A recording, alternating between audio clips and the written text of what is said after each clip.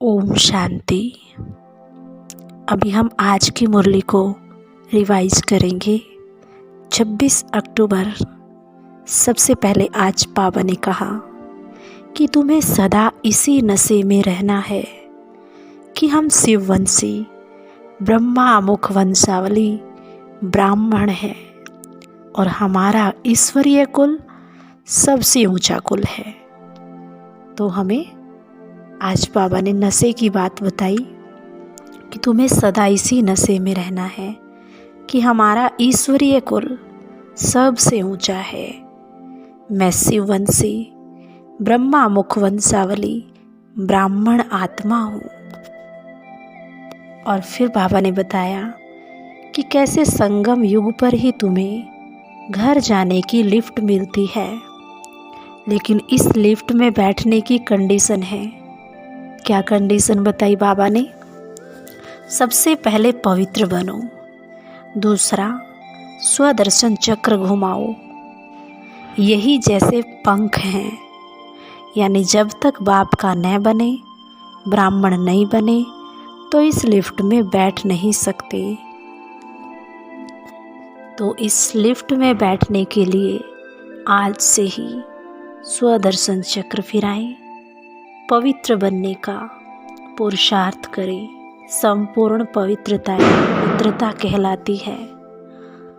सिर्फ ब्रह्मचर्य को पवित्रता नहीं कहा जाता।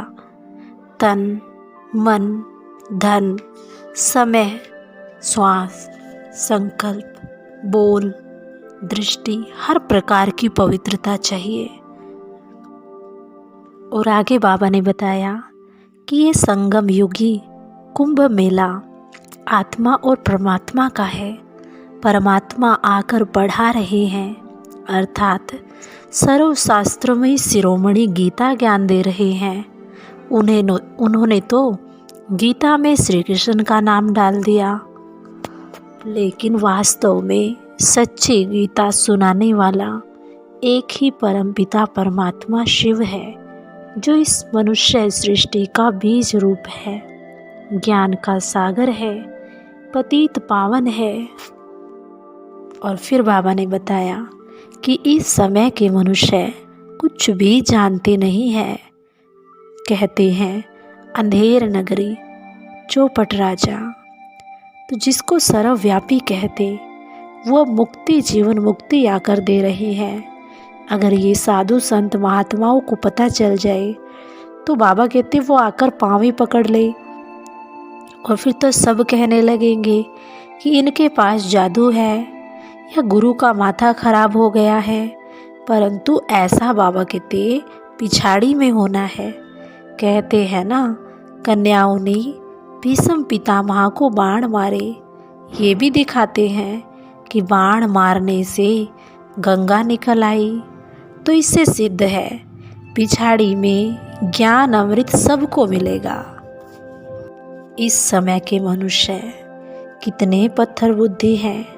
परमात्मा को तो सर्वव्यापी कहते ही हैं, बुद्ध को भी सर्वव्यापी कह देते हैं, जिसको देखो सर्वव्यापी कह देते हैं। भगवान कौन है ये तो जानते ही नहीं, इसलिए ही तो दुर्गति को पाया है ना। फिर ये भी कहा जाता है कुंभकर्ण को नींद से जगाया तो जागे ही नहीं। तो बाप ने अब डायरेक्शन दिया है, सबको जगा रहे हैं कि इस समय 5 विकारों का दान दो, पावन बनो, तो राम राज्य में चलेंगे। 108 की विजय माला का दाना बन जाएंगे। इसमें जो करेगा सो पाएगा। और फिर बाबा ने कहा कि बाकी सबको तो अपना शरीर है, लेकिन मुझे तो अपना शरीर ही नहीं। तुम्हारे तो मामे काके चाचे सब कोई है, लेकिन मेरा तो कोई नहीं। आता भी हूँ, परंतु तुम कैसे आते हो और मैं कैसे आता हूँ? तुम मुझे बुलाते हो, परंतु मैं कहाँ से आता हूँ? परमधाम से। अभी तुमने जाना है, जहाँ से तुम आए वहीं से मैं आया हूँ, लेकिन मेरे आने में और तुम्हारे आने में बहुत अंतर है। और फिर बाबा ने कहा कि अगर तुम माला का दाना बनना चाहते हो तो ये धारणा पक्की करो कि मेरा तो एक शिव बाबा, दूसरा न कोई। पूरा पूरा श्रीमत पर चलो, मेरा मेरा छोड़कर ग्रहण से मुक्त हो जाओ। और आगे बाबा ने बहुत सुंदर वरदान दिया। ब्राह्मण जीवन में सदा सुख का अनुभव करने वाले मायाजीत, क्रोध मुक्त भव। बाबा ने क्रोध मुक्त बनने के लिए आज कहा, क्योंकि अगर ब्राह्मण जीवन में सुख का अनुभव करना चाहते हैं तो ये क्रोध जीत बनना अति आवश्यक है।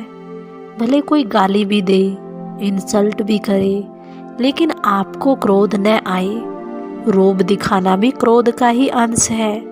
ऐसा नहीं, क्रोध तो करना ही पड़ता है, नहीं तो काम ही नहीं चलेगा। कई लोग ऐसा सोचते हैं कि क्रोध बिना काम नहीं चल सकता। क्रोध तो करना ही पड़ता है, थोड़ी तो आंख दिखानी पड़ती है। आजकल के समय प्रमाण क्रोध से काम बिगड़ता है और आत्मिक प्यार से, शांति से बिगड़ा हुआ कार्य भी ठीक हो जाता है। बाबा ने इस समय के बारे में बताया कि कैसे इस समय अगर क्रोध करते हैं तो काम बिगड़ जाता है, बात बढ़ जाती है और आत्मिक प्यार से, शांति से बिगड़ा हुआ काम भी बन जाता है। इसलिए इस क्रोध को बहुत बड़ा विकार समझकर इसे जीतना है। इसे छोटा नहीं समझना, ये भी बहुत बड़ा विकार है जो हमारे आपसी प्रेम को, शांति को खत्म कर देता है। और आगे बाबा ने स्लोगन में कहा कि अपनी वृत्ति को ऐसा पावरफुल बनाओ जो अनेक आत्माएं आपकी वृत्ति से योग्य और योगी बन जाए। आपकी वृत्ति ऐसी पावरफुल हो जिससे अनेक आत्माएं योग्य और योगी बन जाए। तो आज पूरा दिन यही अभ्यास करेंगे कि मैं मायाजीत, क्रोध मुक्त आत्मा हूँ। किसी भी सिचुएशन में, कोई भी परिस्थिति में क्रोध नहीं करना है। अच्छा, ओम शांति, ओम शांति।